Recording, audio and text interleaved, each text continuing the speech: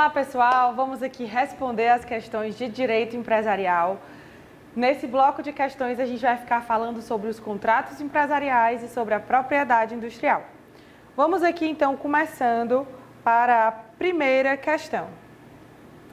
Brito contratou serviços da corretora Geru para mediar a venda de um imóvel em instância. O cliente ajustou com a corretora verbalmente que lhe daria exclusividade, fato presenciado por 5 testemunhas. A corretora, durante o tempo de vigência do contrato, 6 meses, anunciou o imóvel em veículos de comunicação de instância, mas não conseguiu concretizar a venda, realizada diretamente com o comprador, por Brito com o comprador. Isso aqui é uma frase muito importante para a gente. Realizada diretamente por Brito com o comprador, não teve a intermediação de ninguém. Sem a intermediação da corretora e sem a intermediação de ninguém. Considerando as informações e as regras do Código Civil quanto ao pagamento de comissão, assinale a afirmativa correta. Aqui, gente, a afirmativa correta, ela está no item C. Por que está no item C? O que diz para a gente o item C? A corretora não faz jus ao pagamento da comissão, porque o negócio foi iniciado e concluído diretamente entre as partes, sem a sua mediação. Aqui, gente, esse é o item correto. Se a corretora não auxiliou naquela determinada negociação, não faz sentido ela receber a comissão. Ela só receberia a comissão se realmente ela tivesse, de alguma forma, contribuído para aquele negócio ser fechado, tá? Então, vamos passando aqui para a segunda questão.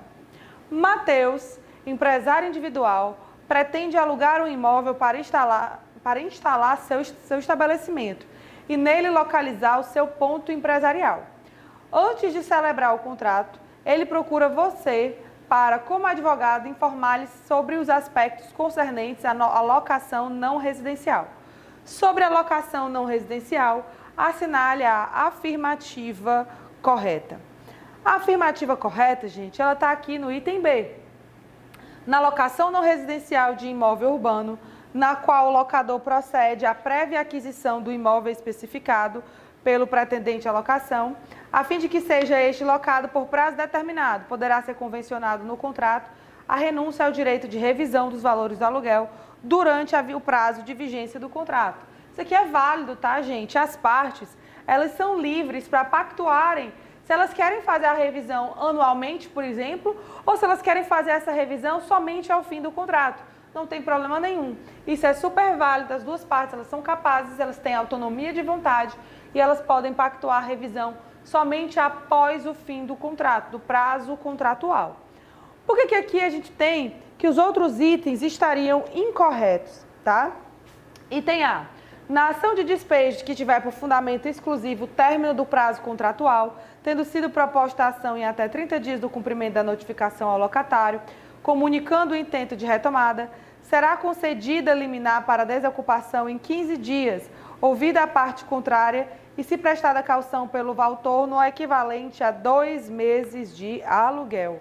Aqui, gente, a gente tem que é independentemente de ouvida a parte contrária e o valor é equivalente a 3 meses de aluguel.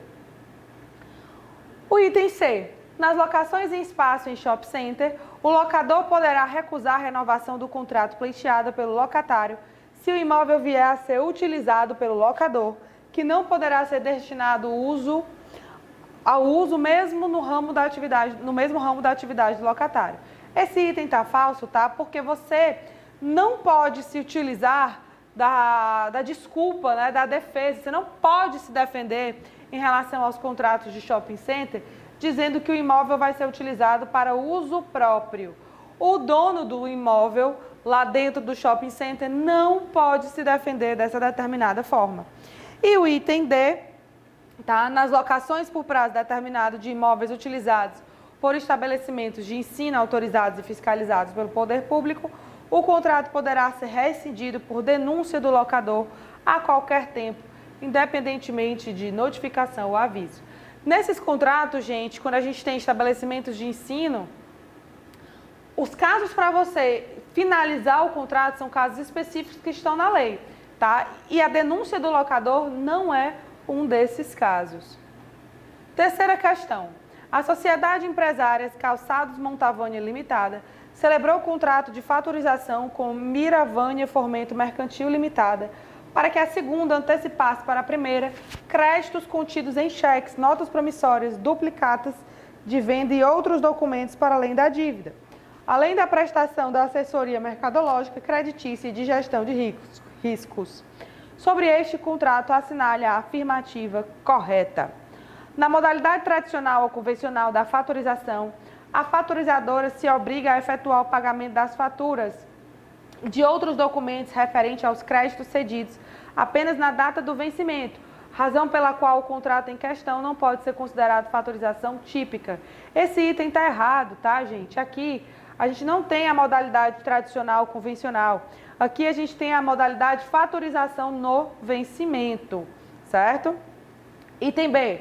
As sociedades de fomento comercial são obrigadas a arquivar seus contratos e suas alterações no registro civil de pessoas jurídicas, uma vez que o objeto por elas exercido inclui a prestação de serviços ao fatorizado, sendo esta atividade estranha ao objeto das sociedades empresárias. Falso, tá, gente? As sociedades de fomento comercial, como o próprio nome diz, elas são comerciais. E se elas são comerciais, elas devem ser registradas na junta comercial e não no registro civil de pessoas jurídicas. C. As sociedades fatorizadoras dependem de autorização do Banco Central para funcionamento, podendo realizar operações de crédito em favor dos fatorizados, não estando tais operações sujeitas ao limite máximo de juros previsto no Código Civil. Falso, gente, elas não dependem de autorização do Banco Central. Item D, temos então aqui a resposta correta. As sociedades que exercem atividade de fomento, mesmo não sendo consideradas instituições financeiras para efeitos legais, estão obrigadas a conservar em sigilo suas operações ativas e passivas. Esse aí é o item correto. Quarta questão. É a operação que consiste na tomada de uma posição no mercado futuro aproximadamente igual, mas em sentido contrário, àquela que se detém ou se pretende vir a tomar no mercado à vista. É uma forma de o investidor se proteger contra os efeitos da oscilação de preço. O conceito acima, extraído do vocabulário do mercado de capitais, expedido pela Comissão Nacional de Bolsa de Valores em 1990, corresponde a que tipo de contrato relacionado à compra e venda empresarial? Aqui, gente, a gente tem o conceito de hedge, certo? Hedging ou hedge, tá? Resposta correta, então, item A. Quinta questão. Contrato oneroso em que alguém assume em caráter profissional, sem vínculo de dependência, a obrigação de promover, em nome de outrem, mediante retribuição, a efetivação de certos negócios em determinado território ou zona de mercado. A definição acima corresponde a que tipo de contrato empresarial? Corresponde ao contrato de agência, gente. Essa é a definição do contrato de agência. Sexta questão. É uma cláusula acessória ao contrato de comissão, no qual o comissionário assume o gravame de responder solidariamente pela insolvência das pessoas com quem contratar em nome do comitente. Essa cláusula é denominada de quê, gente? Del credere, tá? Essa cláusula é o que a gente chama de del credere, que você vai ali responder solidariamente caso aquela pessoa com quem você negociou se torne insolvente. Sétima questão. Primavera do Leste Arrendamento Mercantil S.A. ajuizou a ação de reintegração de posse de bem arrendado à sociedade empresária Vila Bela Distribuidora de Jornais e Revistas Limitadas, em face do não pagamento das prestações nos vencimentos. O contrato de arrendamento mercantil prevê a resolução de pleno direito em caso de qualquer inadimplemento da arrendatária. O juiz extinguiu o processo sem a resolução do mérito, por quê? A resposta correta, gente, está aqui no item A. No contrato de arrendamento mercantil, ainda que haja a cláusula resolutiva expressa, é necessária a notificação prévia do arrendatário para constituí-lo em mora. Essa cláusula, gente, pode estar lá prevista, só que mesmo assim, você ainda precisa enviar a notificação para outra parte, para avisar daquela finalização contratual, certo? Bom, e os outros itens, por que estamos aqui errados? Nos contratos de arrendamento mercantil celebrados entre a arrendadora e as sociedades empresárias, é vedada a aposição de cláusula resolutiva expressa. Falso, né? Acabamos de falar que essa cláusula é válida, mas apesar dela existir e ser válida, a gente tem que ter o quê? A notificação, certo? Item C. Ação cabível para a retomada do bem em poder do arrendatário pela arrendadora é a ação de depósito com pedido liminar de reintegração de posse. Não, gente, a própria ação já está descrita na questão. D. Como o contrato de arrendamento mercantil há a opção de compra pela arrendatária, a propriedade da arrendadora é resolúvel, sendo incabível a ação possessória. Também está falso, né, gente? A gente também está tratando de várias ações aqui dentro. Oitava questão. Sobre o contrato de acróde, acredito que aqui sobre o contrato de arrendamento mercantil, pelos itens que a gente está vendo aqui, sobre o contrato de arrendamento mercantil, assinale a afirmativa incorreta. Então, aqui a gente está querendo saber qual é a afirmativa que está errada. A afirmativa errada, gente, ela consta aqui no item D de dado. A constituição e o funcionamento das pessoas jurídicas que têm como objeto principal a prática de operações de arrendamento mercantil dependem da autorização da Comissão de Valores Mobiliários. Falso, tá, gente? Aqui a gente não depende da CVM, a gente depende do Banco Central. Nona questão. A alienação fiduciária regulada pela Lei número 9.514 de 97 é o negócio jurídico pelo qual o devedor ou fiduciante, com escopo de garantia, contrata a transferência ao credor ou fiduciário da propriedade resolúvel de coisa imóvel. Sobre esse tipo de contrato, assinale a afirmativa correta. O item correto, já estamos aqui ele logo no item A. Constitui-se a propriedade fiduciária de coisa imóvel mediante registro do contrato, que lhe serve de título de registro de imóveis competente. Verdade. Esse aqui é o item correto, tá?